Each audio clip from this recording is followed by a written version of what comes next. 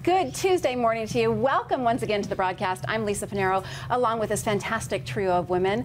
Pat Smith. Hi, I'm sorry, what are your names again? It's Courtney. Pat Smith, Courtney. Susie Humphries, Courtney Kerr.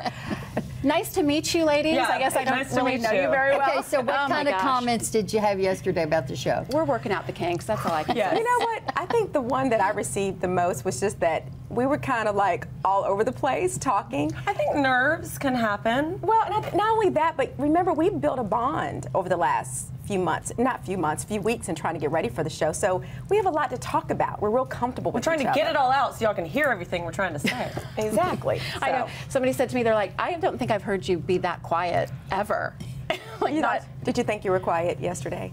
Maybe. I think you were respectful because you were listening to what everybody was saying. You were very respectful. I do. I thought that was great. You know, we are working out the kinks. We are. As happens on every new show. We had one particular thing happen that Courtney got a lot of flack for. Shocking.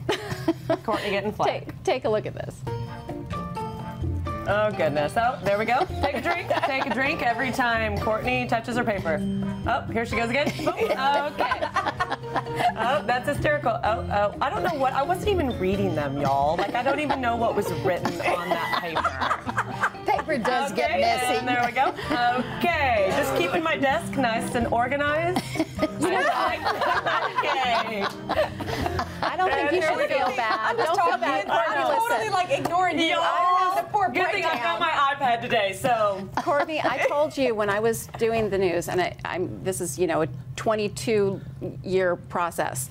Every time I would get on the anchor desk, I would shuffle my papers, I would play with a pen, and all the consultants would come in and say, do not do that. I know, it's funny. So Tim Rogers, who is the fearless editor of D Magazine, he wrote a little recap about the broadcast yesterday, and he said, drinking game alert, every time Courtney touches her paper, take a shot, and all the viewers will be hammered by 9:07. So, so today, the drinking game is every time I touch my hair, take a drink. So, but we're going to hashtag on Twitter. Hashtag no more paper. Wait, stop. No more paper. Stop. What is hashtag? Oh, yeah, y'all remember. So on Twitter, which you can find us at D the Broadcast. I'm with you on this. A hashtag is kind of like a funny little quip or does it look like tic-tac-toe? Yes. Then isn't that called the number sign or the pound sign? Or the hashtag. So why do we have to call it a hashtag? Because that's what Twitter in the world of Twitter. Oh, well, gosh. Hashtag no more paper. So if you're excited that I'm not touching paper and that I don't have any in me today, hashtag no more paper. You're going to get it for messing with your hair. Thank you. You're Yeah, gonna be I'll start touching my hair instead. Well, we talked about that's a pageant thing. That is a pageant thing. And a cheerleading thing. It is a cheerleading. We realized we both thing. had that in common. Yes. Did you both cheerlead in college for you? I started cheerleading like in 7th grade all the way. I have news for you. All the way through high school. I was a cheerleader and I flunked out. You flunked out a cheerleader. I was the first girl in the history of my school in Alamo Heights in San Antonio to flunk out a cheerleader. Wait a second. How do you flunk out as a cheerleader? You don't make your grades. Oh, that's right. So you have to be eligible. Yeah, I was elected cheerleader and I didn't get to serve. Aww. All the athletes have to do that too. They have to keep their grades up. There's like a part of me that still wants to be a cheerleader. Like you are a cheerleader. Cheerleaders on here. I want to be an honorary Dallas Cowboy cheerleader. I remember the film that they did back in the 70s. Where it was like the making of a Dallas Cowboys cheerleader. Do you remember that, the movie of the night? And I just thought, that's what I want to be one day. They're like America's Instead, sweetheart. I ended up marrying a Dallas Cowboy. No, you're kind of a you're like a cheerleader. And then I was so happy. And we're all wearing blue today. It's like we could be Dallas Cowboy cheerleaders. I missed the memo. I didn't get the memo. Hey, so speaking of, cheerleading, sports, school stuff, an interesting, kind of an interesting controversy right now about how people should handle if a shooter comes into a school situation, how it should be handled by the kids, by the teachers, by the rest of the staff. Some people saying that it's proper to confront the shooter. Even the children to confront the shooter. I could not disagree more. I don't know why anybody would advocate that. Who said that? It's being suggested in like articles. There are people on one side of this argument and people on another side of the argument. Well, when they say confront the shooter, or explain what they're, are they saying? Excuse me, sir, I don't think that's a good idea. No, they're saying that there's a proper way to do it. No, what it is law enforcement is now saying that they're finding that when people come together in the middle of a situation like that, that it's more powerful for them to go ahead and take it into their own hands. And rally together. Yes, it used to be that, you know what, call 911. don't handle it, let us handle it. Now they're saying, they're finding that when people come together and they fight it themselves, that it has more of an impact. Well, I'll tell you, mentally speaking afterwards? Well, I mean, look, there was a case, you know, with the airline when all of the passengers took charge. Absolutely, they took charge and they were able to overcome. So they're saying, for now on, we're going to say, no, stop waiting, take charge. All right. Now, I'm a mom. What were you going to say? I don't know if I feel the same way about my kids. Yeah, how do you talk to your kids about that? If someone were to come into your classroom, you know, here's what you need to say to this gentleman who is, you know, or woman who might be armed and dangerous. I'm going to say, baby, you go find you a corner or a closet and you hide. Now I want to say something. What do you think? Okay, I was having a discussion about this. And the thing is that the children are told to stay in the classroom, line up against the wall. And what happens when children are in a classroom waiting for the shooter to come in the door? That's awful. My son told his children, what you do is pick up a chair and break a window and get out of there. You don't want to be trapped in that room.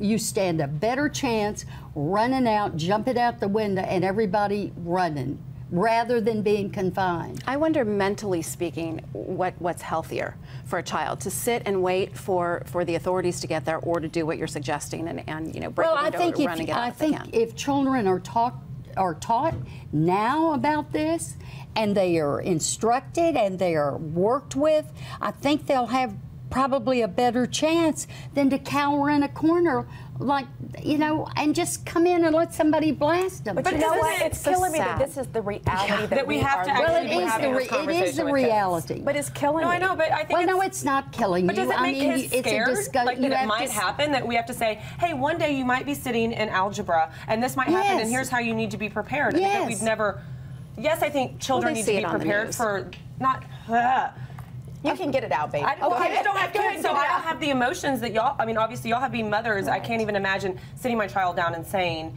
this might happen to you one day, and here's how you need to handle it. Yes, they need to be prepared, but... How have you talked to your children about watching out and avoiding being kidnapped? Have you talked about that? Sure, stranger danger. And so you prepare them. And what have you told them to do? Well, you know what? This is the thing. I get it. You tell them to run. Yeah. I mean, I say, you know, get somewhere safe. Scream is number one. Scream, kick, and scream. Right. Get somewhere safe. Get somewhere safe. My biggest issue, Susie, I'm saying it's just sad that we are in this place at this time. When I was a kid, we were not having these discussions. Well, and I know it's important. And when you're talking about running away from a potential kidnapper, it's a different situation when you're talking about a shooter with a gun. You know, I think it's a little scarier. No, it's not. It's about. Well, it is because an abductor can I'd like to finish. It's about teaching people, children, adults, to take responsibility for their safety instead of expecting somebody else to do it. But they can't outrun a bullet. A 5-year-old? You can teach a 5-year-old to scream. Oh, of course, and holler. But I mean, but the authorities are saying now, no, you take it into your hands. You're talking about like I have a 2-year-old that goes to preschool every day. How am I going to teach him? No, something else has to be done, Susie. I understand when you're 14 and 15-year-olds, you can talk about that, but at 2 and 4 and 5 years old, I talked to mine. I had a child at 40 years old, and this was when Adam was kidnapped. And this is when all the thing was going on. I took him in a bathroom, closed the door when he was 3 years old, and said, I can scream louder than you. And we practiced and practiced because Adam was never taught to scream. And that's what his dad said. I taught him to respect adults, but I never taught him to scream. You've got to work with them when they're little. But does screaming alert a shooter that that's where the child is? And again, we're talking about guns here. We're talking about crazy shooters that go into a school and your child is in danger because of that. We're not talking about abduction, because I think it's inherently different unless, of course, the abductor has a gun. But in a school situation, what do you think? How about metal detectors in all the schools? I don't know. It's sad, isn't it? It's sad to think but you know what? It's a reality that we're facing. The guy that stands at the front door and shoots the lock off and goes in blasting, he's not going through a metal detector. No. The metal detector, maybe he should be. You mean at the front door? You know what? They took prayer out of schools, and now they want to bring metal detectors in.